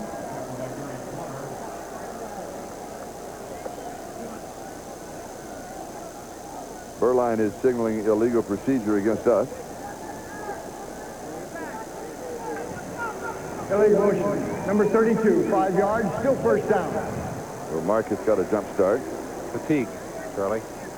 Got to Fatigue believe. Starting to set in. Well, you get a little tired, and it's hard to maintain your concentration. Look at these numbers. There's a man that's maintained his concentration. Sure has. 12 of 17, 157 yards and 2 touchdowns. been a day to make believers out of a lot of folks. This Raider team doing so many things they felt they had to do today. Beuerlein with the screen to Marcus Allen. Sidesteps the first tackler, the second man gets it. And that's Jim Collins. One of the signs of age in a running back, see the lack of a void, but Collins, a nice story, and it relates to Marcus Allen. It does. That's in right. the 1986 Pro Bowl, Collins, who'd had a remarkable year, went into that game and tackled Allen in the Pro Bowl in Hawaii, came away with a little hitch in his shoulder, didn't think anything of it. After the game, suddenly the shoulder went numb. He thought, well, it's going to go away. Got treatment for a full year. He was without feeling. Arm and shoulder atrophied. He missed the entire season, and it took him a long time to get the strength back. He's back playing at full speed. That's a rather remarkable story, rather remarkable comeback. Incomplete. Fernandez, the intended receiver. And also, Fernandez was turning around. He lost the ball, I think. But when we asked Marcus about that hit, he said, you asked him yesterday, he said, do you remember the hit? And he said, no. He said, he didn't remember that hit in the ball. He said, in the Pro Bowl, you don't get hit that hard anyway. Well, and Collins said it afterwards. He said it was the kind of hit that you make 10 or 15 or 20 times in a game, or maybe more. And he said, I thought nothing of it. And Marcus said, neither did I. Yes. But it just goes to show you what strange things can happen to the body. But I'm glad to see Collins out on the field and playing. Only your neurosurgeon will know. Yes. Yeah. You know, somebody we have not heard a lot from today, Billy Ray Smith. Yes. Billy Ray has been a dominant factor in the preseason. Has not been able to do a lot here today. He's been a stalwart of the Chargers defense. One of the things we'd have to say is that's a tribute to the way this offensive line is played. You said it early, Charlie. This offensive line, perhaps the biggest surprise of the Raider preseason.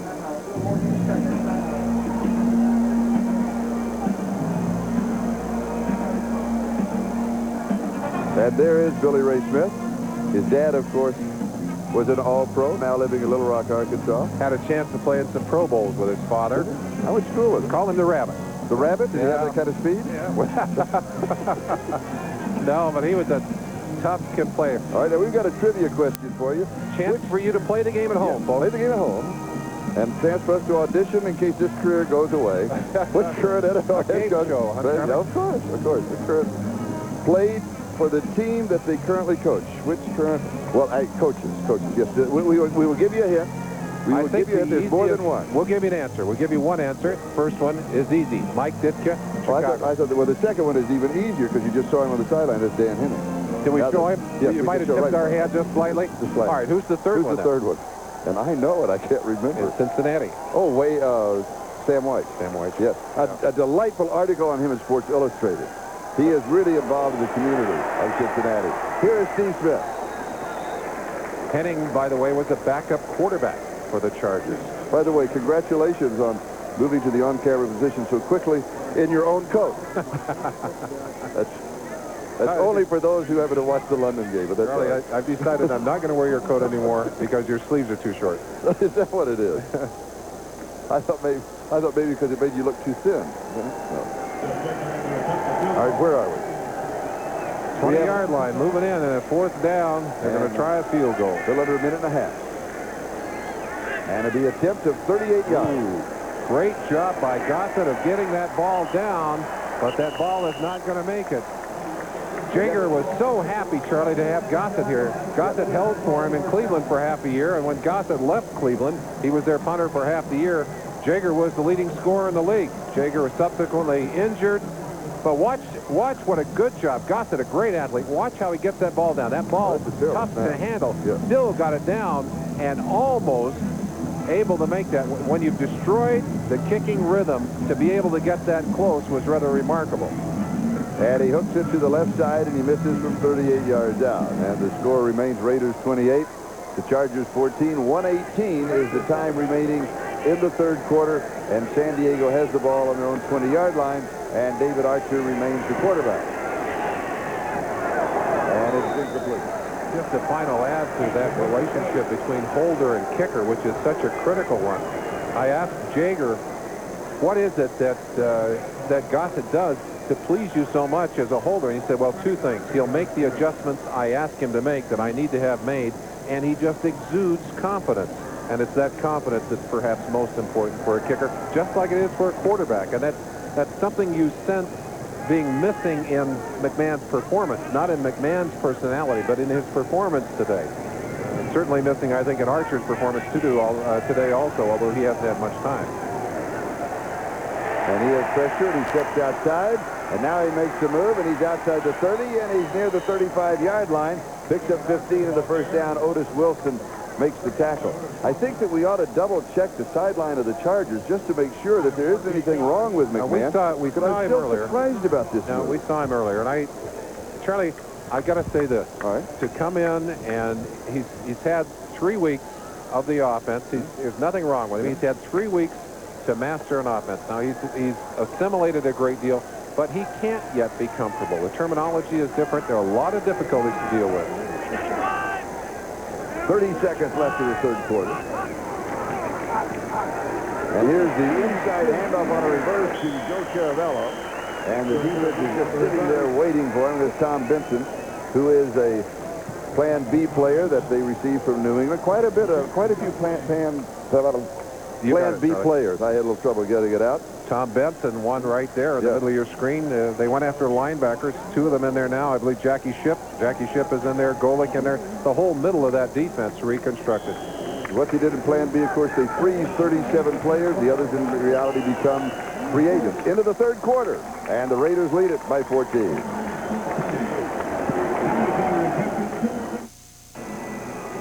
Welcome back to the Coliseum. I'm Charlie Jones. This is Merlin. I have a surprise question for you. We just talked about the Plan B players, those 6 to 8 players on almost every team in the National Football League. What was Plan A? There was another plan that would have allowed some freedom within the league to allow for athletes to move from one team to another.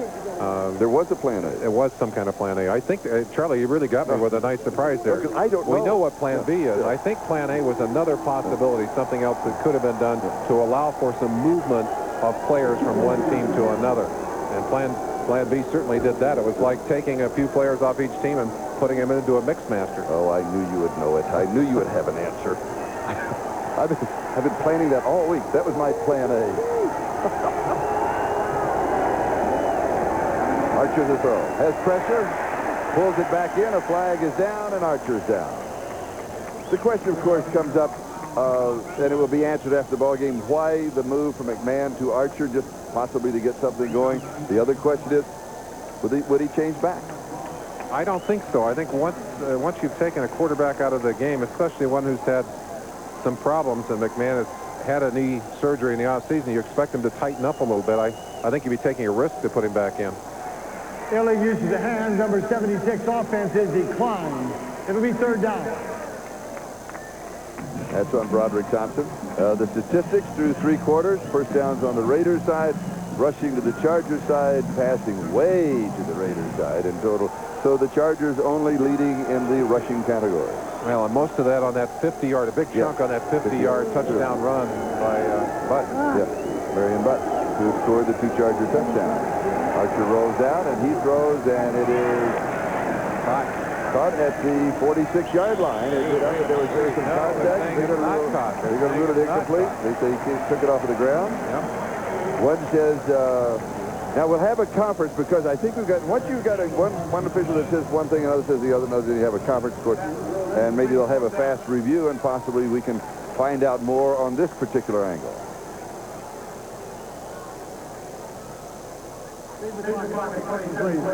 You cannot tell. I mean, there's a feeling. No, I think he would have gotten up differently. I think you're right. A lot of times you can tell by the way a receiver acts. The reaction of it. Whether he's caught it, whether he hasn't.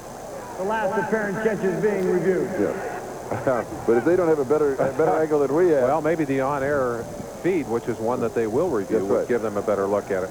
Yeah. Here's another angle. Let you take a quick peek at it, although yeah, that ball looks to be on the ground. It looks to be on the ground. I don't know so much of that. It looks like he controls it on the ground. It looks like it's kind of between his legs, and he kind of rolls over and pulls it up. Yeah, there's the ball. Ball is on the ground. It was a good call by the official. Officials have done it again. Lewis Colbert will be kicking. Von Adam is the return man. We do not have a further report on Tim Brown, who has been taken inside for X-ray on that knee that he suffered after being hit on a return. Fair catch is called for at the 39-yard line. Awful kick, Charlie. It really was. 32 yards, and that is the 6th punt for Lewis Colbert, and we'll be back after these messages from your local station. 14 minutes and 24 seconds left in this season opener here in the Los Angeles Coliseum. The score, the Los Angeles Raiders 28, the San Diego Chargers 14, and it's really not as close as the score. The Raiders have dominated the ballgame. The Raiders have, and Charlie, this offensive team has just really had an outstanding day, and that man, Steve Berline, has just been, well, been great. He has. Let's just put it that way. What he is. That's right.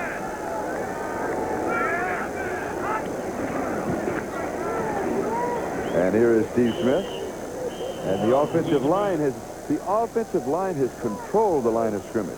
Now, you said it at the beginning. We talked about the fact that the biggest surprise of this preseason was the fact that this rebuilt line, and we emphasize rebuilt because they had real problems last year, and really they've moved all of those people around. Wilkerson moved. He was a guard before. He moved to tackle. Winooski, the new young rookie, top draft pick in there at guard. Mosbar moved from tackle back to center. Giesick in there at guard on the left-hand side, along with Rory Graves, who's moved from one side to the other. They have just had an outstanding day. 2nd down and 5. Berline has time, and then he's throwing it away. A little dive there, but he was just avoiding the loss.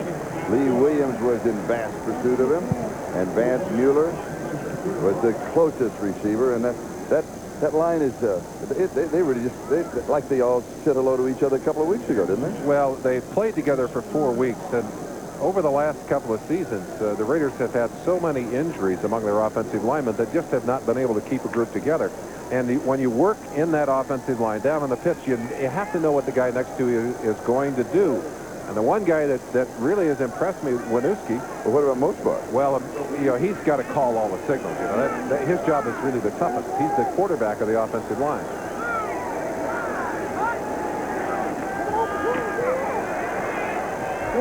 It is high, but pulled down by Fernandez to the 30, the 25, to the 12-yard line.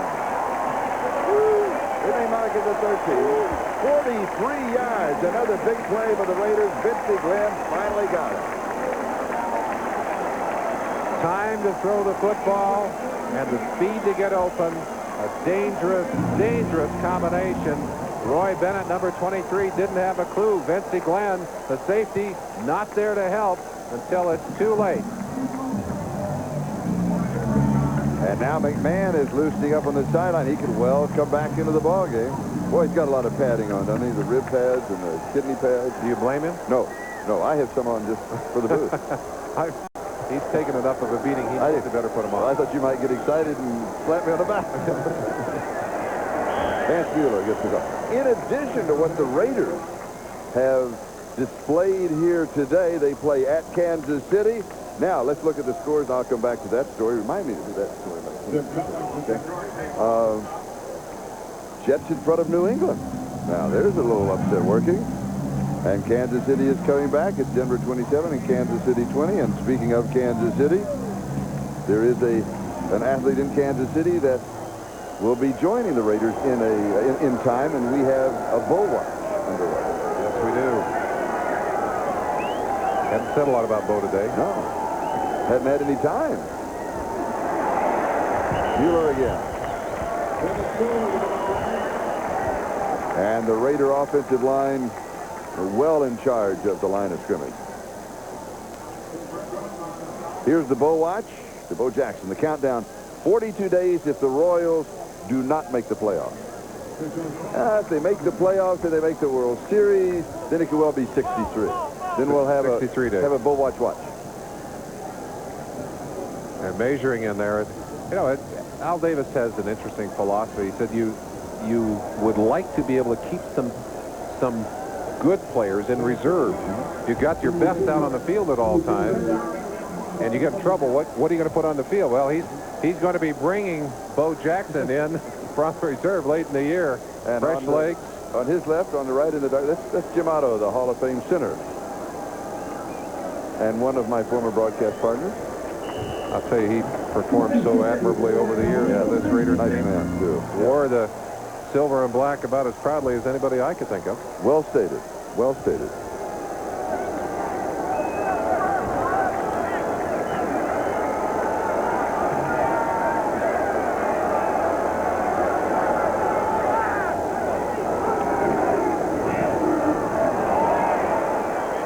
Steve Smith. Now that was third down and short. Now you go for the field goal. Jim Collins wrapped up the play. Let's see if we can figure out what went wrong here. You want to hit that straight up. You've got to hit that straight up. Steve Smith, a big, strong back with good explosion, and Berline saying, "Hey, didn't work. That was wrong place." Yeah, wrong look at it there. Look, I like that. Not my call. Well. And in case you joined us late on the opening drive, Jay Schrader went down as a separated collarbone. And he continued the drive through the touchdown pass, and then Berline has replaced him since then. And the field goal is good. And the Raiders stretch the margin. 31-14. We'll be back for the kickoff.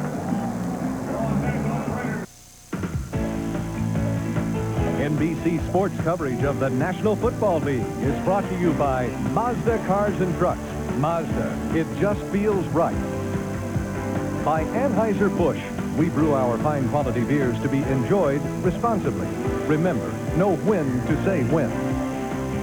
And by AT&T, the right choice.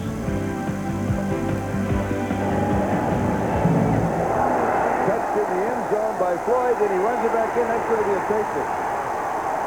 That is going to be a safety. Rookie mistake. The kickoff was touched in the end zone, bounced out to the field of play, and then Floyd took it into the end zone where he was down. And it is the impetus on the ball. And he took it in. And that's going to be costly, and Tim Ware was there again. Not a good day for San Diego special teams. Well, not a good day for San Diego, period, as they have had problems all day long. I don't know what was going through Floyd's mind, but I'm sure that play will be reviewed perhaps 40 or 50 times for him in films on Monday. And there's nowhere to go hide, is there?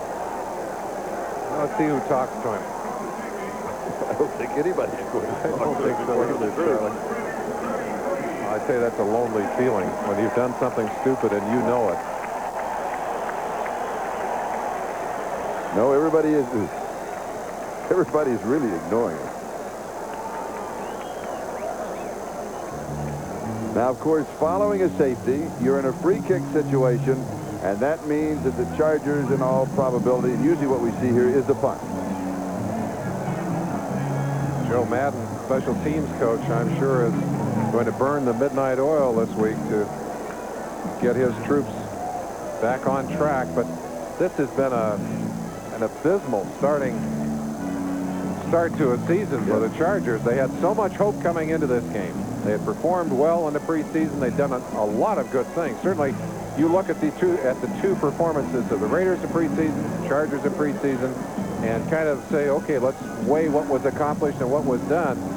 This game certainly does not reflect that. The Raiders have just come out and done so much better than anyone expected. And Chargers, even things they should have done well, have not been able to produce. What Coleman was checking, he has to kick off before the 20-yard line, and he does. And it's taken to the 36-yard line by Adams, and Adams to the 45, the 40, and is finally ridden out of bounds.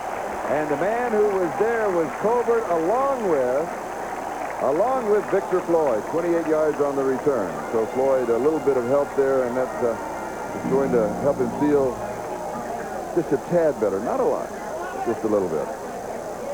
So not only do the Raiders pick up the 2 points on the safety, but they also have excellent field position at the San Diego 37-yard line. Game of the week, Major League Baseball, and Inside Look. We'll start it all off next Saturday. The Cubs against the Pirates, the A's against the Red Sox, all starting at 2 o'clock Eastern Time here on NBC.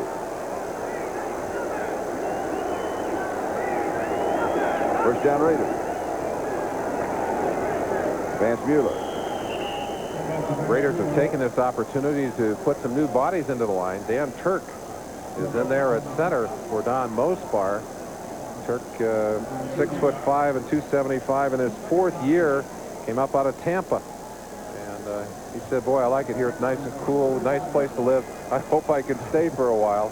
And not giving him a chance to practice. Not the humidity that they have in Tampa. No, right. no. Gain of a couple of yards to the 35. It's 2nd down and 8.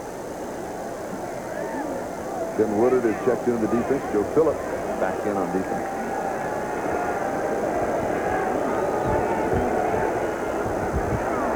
Pass is complete, and that's Ethan Horton, one of the 3 tight ends that the Raiders are carrying. Martin Bayless with the tackle. Good story on Horton, who, of course, was drafted into the NFL as a running back out of North Carolina. It said he'd been a quarterback all through high school until the 6th game at North Carolina that did not make it. Picked up by the Raiders, who made a project out of him. They sent him to Marv Marinovich to put some weight on him. Marv Marinovich, a trainer whose son Todd starts here at USC. He went from 222 to 240, and they have high hopes for him. First down. Berline has completed 15 of 22, 206 yards, and 2 touchdowns. And here's Steve Smith. I think the Raiders here will be content to stay on the ground. Even now with 8.5 minutes to go, they're going to work some time down off of the clock. Vincey Glenn with the tackle. Well, they have accomplished so many of the things that they needed to accomplish in this game. They have moved the ball well offensively. They have gotten the ball deep, which is something they really wanted to do. They have run the ball. Marcus has had a good day running. And defensively, they have, I think, perhaps even surprised themselves and their new defensive coordinator, Dave Adolph, more than a little bit. 2nd and 6. Mueller again. The crowd today, just over 43,000 tickets were issued, almost 3,000 no-shows. So the tickets used, 40,235. 40,230. That's a pretty good turnout. The Coliseum is so big, though, you look kind of lost in the Coliseum unless you have 75 or 80,000. It does. That's right. And the old configuration when the Rams were, of course, you went up to 106,000 when you played. No, I never saw it that heavy. Those were early 49er Ram games before I came, Charlie. And there's the Coliseum that we were talking about, of course, the site of 2 Olympic Games. There has been some talk of tearing down everything except the peristyle end of this Coliseum and building a new football stadium. There really are only 25,000 good seats in this stadium, as big as it is for football, Charlie. 3rd down and inches from high in the end zone. First down. Almost to the 3. Vance Mueller. He picked up 13 yards. He needed less than a foot. Steele and Bird with the tackle.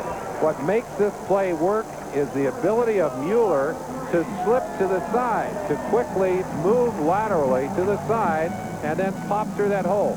Watch him now as he starts inside. The hole is not there, so watch him just quick slide to the outside, and there is the opening. We said earlier he's a track athlete, good quickness.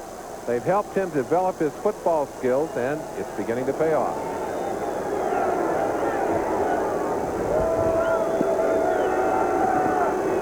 Mueller. And this time he is met at the point of attack. And I think that was Jim Collins who really kind of stuffed him. But he had a lot of help. And it'll be 2nd down and goal to go. As we check the 10-minute ticker, Minnesota comfortably in front of Houston. Philadelphia the same over Seattle. Jets. New England led that game 21-0, and the Jets come back now to lead it in the 4th. Oh, look what Cleveland is doing to Pittsburgh. And Denver's still in front of Kansas City, although the Chiefs have tried to get close. And they did for just a little while, and Miami still has it upset working over Buffalo. Well, that is an upset. That really is. 33-14, Raiders leading the Chargers, and they want to add to that total.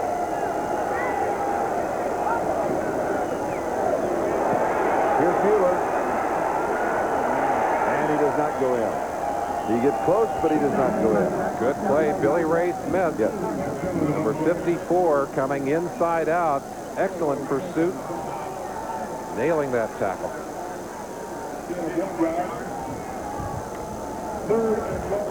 Third down and goal to go. The clock moving. 5:38 and counting time remaining in the game. That close-up of Billy Ray, you could just feel the anger. That's a very frustrated defensive team. They know they've kind of sunk the place out here today, and they're feeling some pain. Mike Kolachak, defensive coaches, standing alongside Dan Henning. Third down. Mueller, touchdown.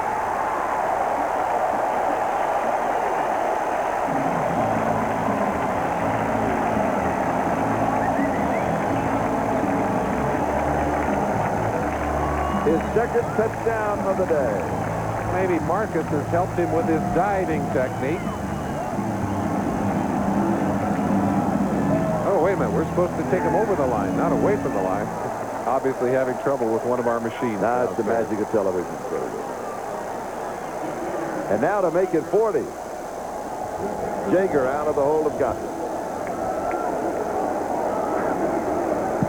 And he does. Another good hold by Gossett. Now we'll get back to that replay, and we'll run it in the right direction. The Raiders are certainly running in the right direction as they lead 40-14.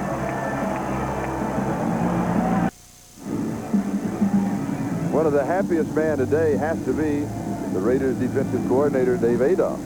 Last year he was in Cleveland with Marty Schottenheimer, and he came here. He said, you know, we really don't know how good this defense is going to be. He said, partly because three of our key people, and he's talking about Scott Davis and Howie Long and Jerry Robinson, just have not been able to play. And he said, we've made a lot of changes, but he said, we're going to do our best. They're also instituting a new system, which is more complex than what the Raiders have been using in the past, and that takes some time, too. So I know he's a very pleased man. He also said that he's always played a Raider-type defense. He always checked the Raiders' film wherever he was to see what they were doing.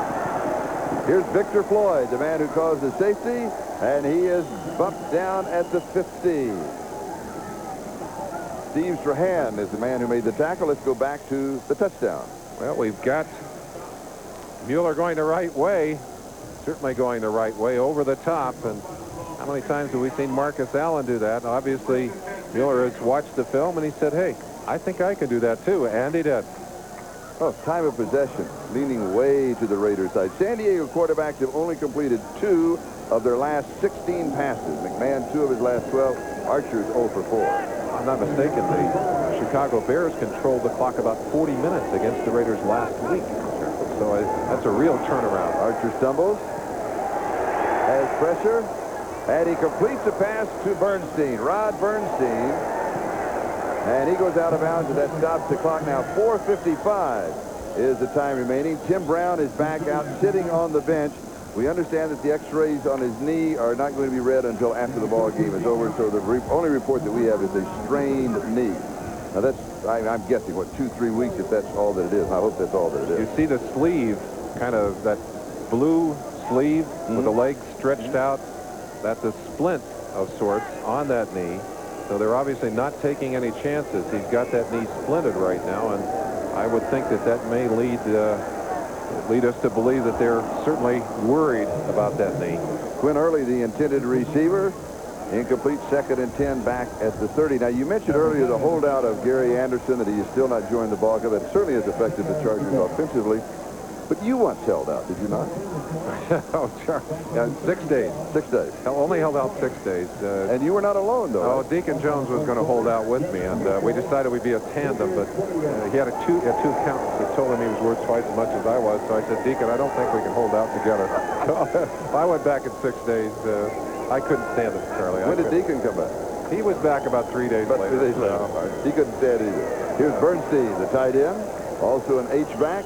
And also has seen action today as a running back, and he is out to the 41-yard line. We weren't holding out for $1 million contract. What were you holding out for?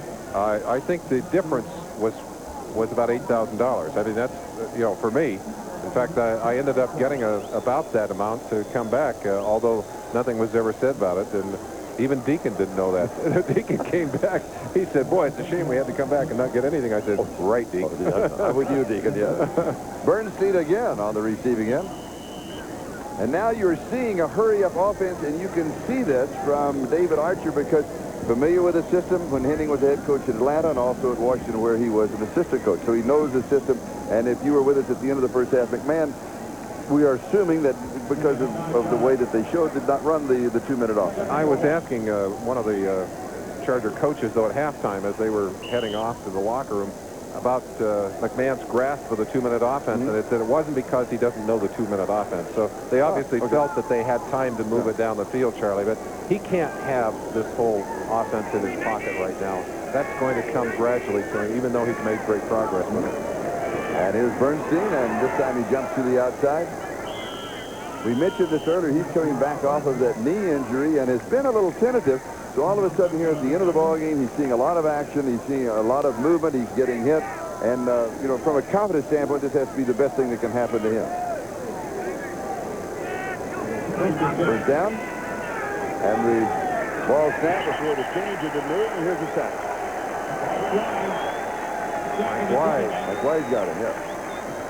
Mike's getting a chance to play in there. Howie long absent. They sacked the quarterback 3 times today. Well, and when 2 of your best sackers are on the bench, that's interesting. And Archer's pass is complete. This will stop the clock. Charlie, we haven't gotten a lot of calls for Greg Townsend today. And talking to him earlier in the week, he was not as thrilled with his move to that up linebacker position as Leslie O'Neal was. And I think one of the reasons is, there's Townsend, by the way. He had gone up to about 274 pounds early in camp, ran a 4.840, which is very slow for him, and they want him at 250 pounds. He's about 256 pounds right now. So they're pushing him. He kind of fought the change. He wasn't, I don't know that he was as thrilled as certainly as Leslie O'Neal was. Archer's pass back over the middle, and this is complete to Joe Chiarello. Now, I did notice on the play that number 53, Courtney Hall, the rookie who started the ball game, is back in at center. And we mentioned earlier he's very young, just turned 21 2 weeks ago. Now, you were very young when you came into that. You were the youngest player in the National Football League. That's the Courtney Hall story. I'm trying to cleverly get it in before this game is over. Intercepted. We can finish the story by saying this. He has got a lot of maturing to do at a position that is extremely difficult. He has had a good lesson out there today from Bob Golick. They want him to get as much experience as he can. And, of course, when you're not getting it done, this is what happens to you. There's not time to get it in there early. Trying to get to that ball, simply could not make it. McElroy fighting for that ball in there with McDaniel. A couple Irishmen in there, Charlie. Yeah. And the interception comes with 2:45 remaining, and that's who you talked about, Van McElroy, who has to hold that secondary together. And what a better way of doing it than look at that smile. You saw that smile. Elected captain of the defense here by a vote of his teammates. He has got to just feel great. That ball gets stuck in his ribs. Look at that smile. He's thrilled. And if you were wondering if that was pass interference, no, the bumping was what they call incidental because all of the players were going for the ball. You bet they were. And do we have a flag down? Yes. Be a false start on the offense. Kerry Porter is there.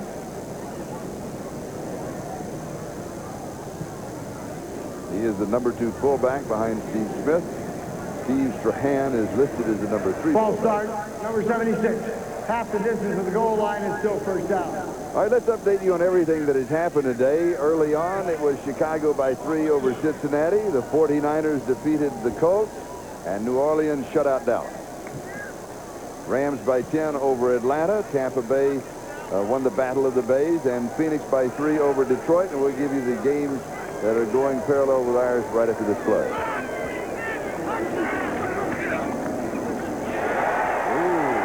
Third quarter.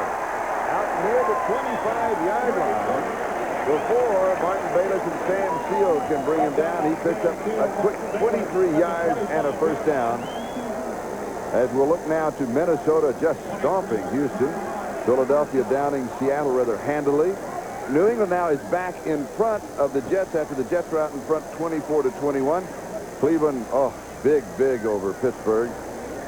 Kansas City, Denver, the Broncos, that's now a final with the Broncos winning, and the Miami continues to lead Buffalo in the fourth quarter. That's going to make the East rather interesting. And now We're coming to the 2-minute warning here in the Coliseum. So we've got 2 to go. And it's the Raiders 40, the Chargers 14.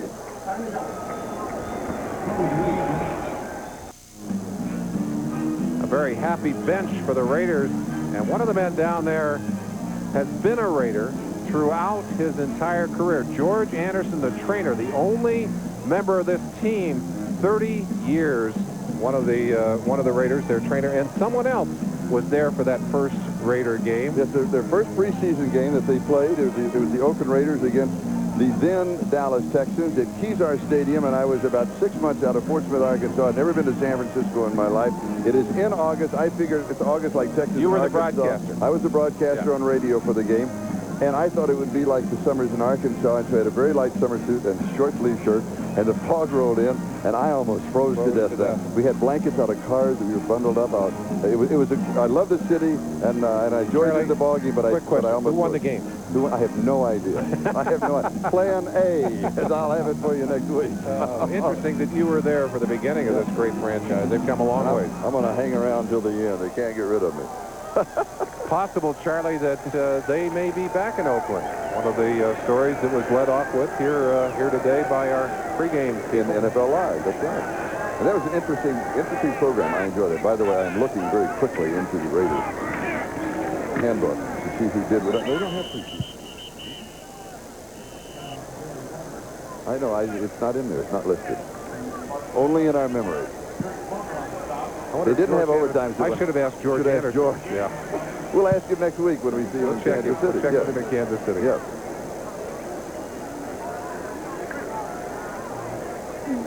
Cedric Figaro.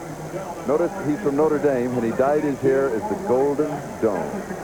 He's got his helmet on. This is a rare shot because he has kept his helmet on. Nobody's been able to capture it. The news wanted, the photographers wanted to get a picture of it, and we caught him unawares. We had a backup picture.